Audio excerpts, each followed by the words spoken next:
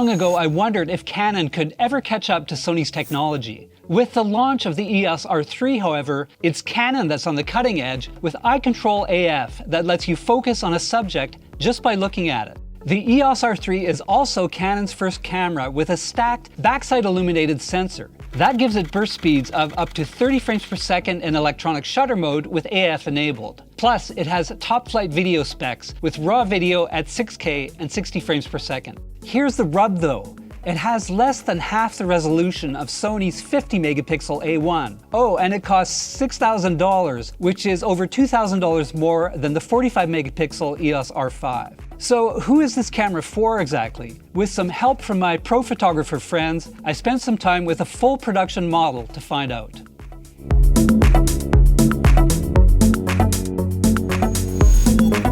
The EOS R3's most noticeable feature is the camera grip body that makes it look like a mirrorless and DSLR mashup. As with the 1DX Mark III, it has dual controls in the portrait orientation with a matching shutter button, dials, and joystick. Despite the big body, the EOS R3 is relatively light at 2.3 pounds with the battery. That compares with 3.2 pounds for the 1DX Mark III and 1.6 pounds for the EOS R5. It's still a large camera though and has a large grip to match. That means it handles great even with big telephotos. It also has plenty of buttons and dials for manual operation. The control layout is similar to the 1DX Mark III and borrows its infrared control button. That lets you set the focus point just by sliding your thumb over it. Faster than a joystick, but easier to activate inadvertently.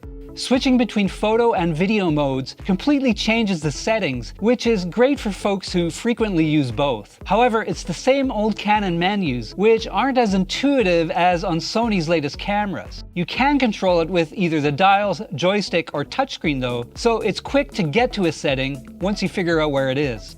The big 3.2-inch touch display has a crisp 4.15 million dot resolution, nearly double that of the R5. It also flips out for low-angle shooting or vlogging.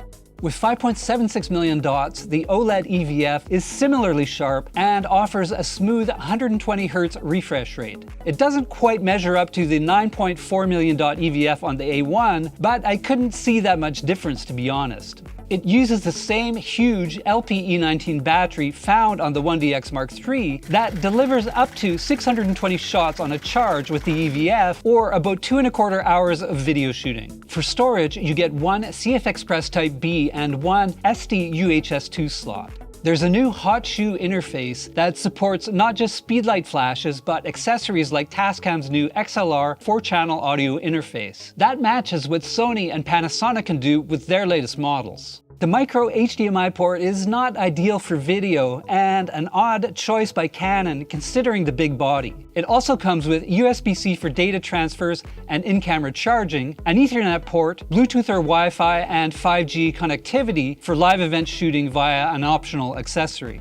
Now let's talk about Canon's new eye control feature. It's only useful if you calibrate it, so I followed Canon's simple guide. It's affected by your shooting environment and whether you wear glasses or contacts, but luckily Canon lets you save up to 6 different settings. Once it was calibrated, I could select a subject just by looking at it. From there, the face, eye, or subject tracking would kick in as needed and follow them. It worked even in tricky environments with lots of subjects or movement, though it does turn off once you start focusing and shooting. It worked great for me personally, but didn't function at all for my photographer friend who had lighter colored eyes. So if you're interested in the feature, you may want to check to make sure it works with you before you decide to make any kind of a purchase.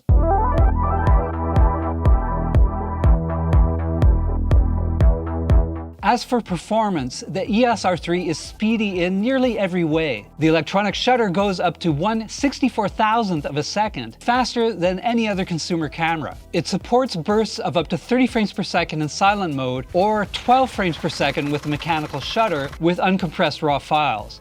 Those speeds can be slower if your subject is closer, however. At 30 frames per second with the electronic shutter, you can shoot 150 shots before the buffer fills. However, you can shoot 1,000 or more photos with the mechanical shutter before it'll stop. The dual pixel autofocus can keep up too, so most of my photos were sharp.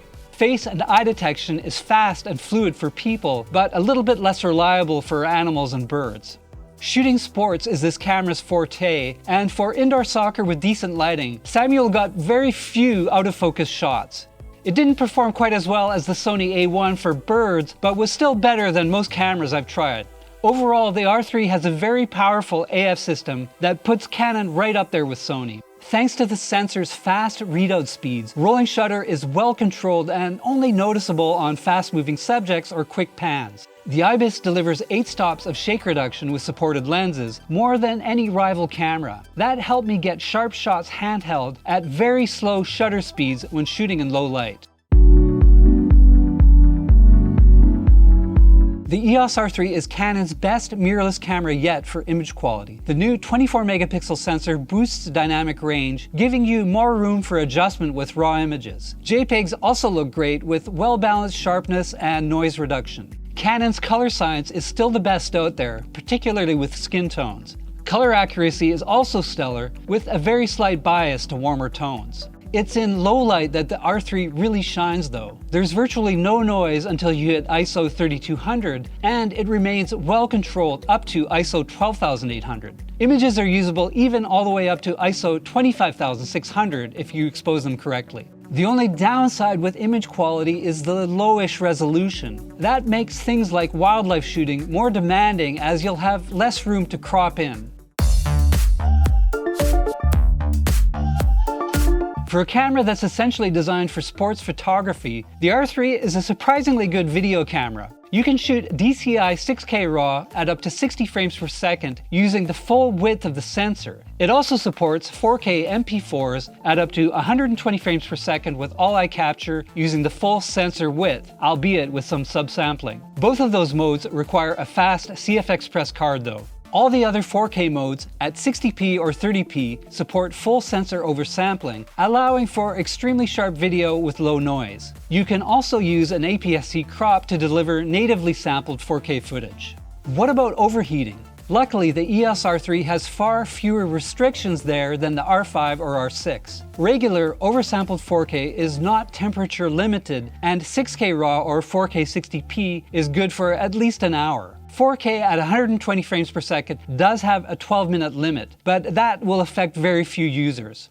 With that light sensitivity, improved dynamic range, and Canon's excellent color science, the EOS R3 delivers sharp, color-accurate footage. Skin tones are natural even at high ISO settings, and the R3 supports Canon Log 3 or PQ along with RAW or RAW Light, giving you lots of options in post. Complementing all that is Canon's dual-pixel autofocus with AI. It usually nails autofocus without any hunting or other annoying issues. Eye tracking is generally fluid and reliable as well. It's not quite as sticky as Sony's A1, however. Keep in mind that the eye control AF doesn't work with video either. As for the in-body stabilization with video, it's only really good for stable handheld shooting, so you'll need a gimbal for anything else. Rolling shutter is present, but much better controlled than with the R5.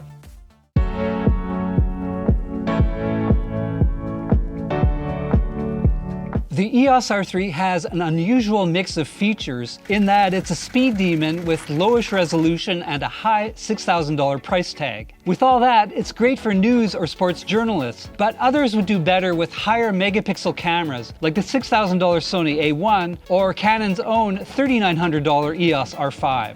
The R3 is Canon's best mirrorless camera yet for video, which is something I didn't expect. It's hard to justify the price for video alone, however, considering other options out there like the A1, $2,500 R6, or Canon's new $4,500 EOS R5C.